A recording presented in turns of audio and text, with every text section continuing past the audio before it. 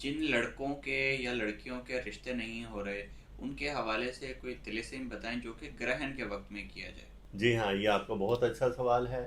جن کے رشتوں میں رکاوٹ ہے تو وہ اس وقت میں، خاص وقت میں، ایک طلسم ہے وہ اگر کریں گرہن کے وقت میں، تو اس کی برکت سے انشاءاللہ تعالی ان کی یہ رکاوٹ دور ہو جائے گی۔ اور وہ طلسم کیا ہے؟